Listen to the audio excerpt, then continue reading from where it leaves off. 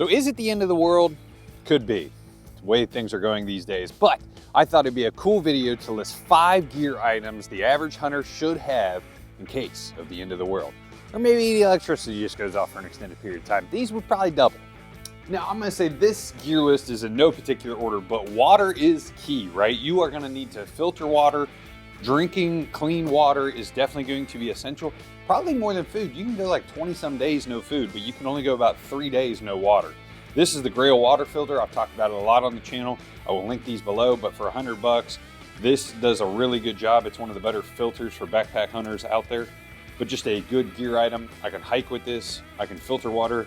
I replace the cartridge about once a year. I think it's got like several thousand plunges before it needs replaced. And it's only like, I don't know, $12 to replace it.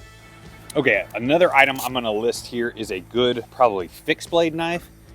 I don't think this is a great one, although it's super light and nice.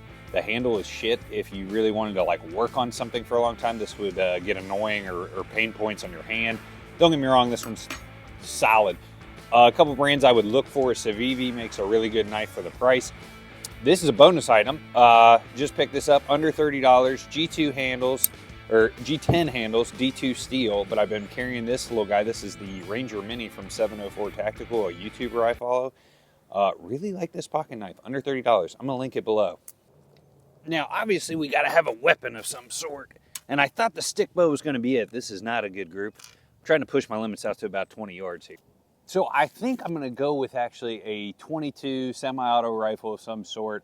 I think the 22, for a couple reasons, end of the world perspective, is one, that caliber, yeah, it's not the best for self-defense. It's not the best for taking big game, but you can shoot a lot of small game.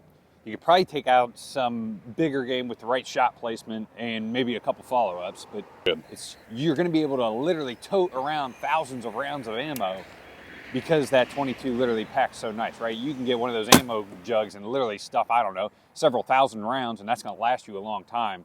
Versus if you had other calibers to tote around several thousand rounds of 30-06, 270, whatever your caliber of choice is. That's a heavy round to tote around and doesn't pack as nice. So I'm gonna go with the 22 for this one. Also very affordable. And I mean, you could self-protect, right? Like a swarm of bees, if you're rattling off 22 shots at a distance, I wouldn't want to stand in front of those, that's for sure. Okay, I think these two are the sleepers of the group. And let's start with the boots. I think footwear is going to be key, right? If you don't have power, if we're going to be relying more on foot speed, commuting by foot, I think if an EMP goes off, we got so much electronics in the cars, they're not going to work. So end of the world apocalypse, we're going to need to be good on our feet, and I think a good pair of boots is going to go a long way. And the reason I say boots over, say, tennis shoes or something like that, just what they can do in the woods, the ankle support. You got to think, you roll an ankle real hard in a survival type scenario, you're not doing yourself any favors, and that is a recipe for disaster. You're going to lose on, what is that show, Alone. Another thing I thought about here was the ability to make fire. I think in a lot of these scenarios, we envision the end of the world happening in a warmer period, but what if it goes off in like January in the Midwest? I mean, that is a cold time. Fire is going to be key. I'm not full open honesty, I am not the best at using the striker method. These are like those dowel rods, fire starter kits. I have heard the longer ones are a lot easier to get started. Downward pressure is key. So that is the 5 gear items.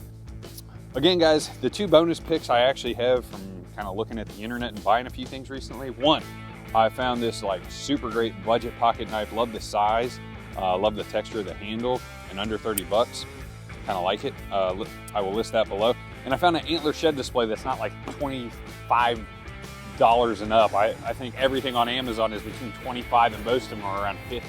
Absolutely ridiculous. I just want to mount some sheds. I will link that shed mounting display kit below.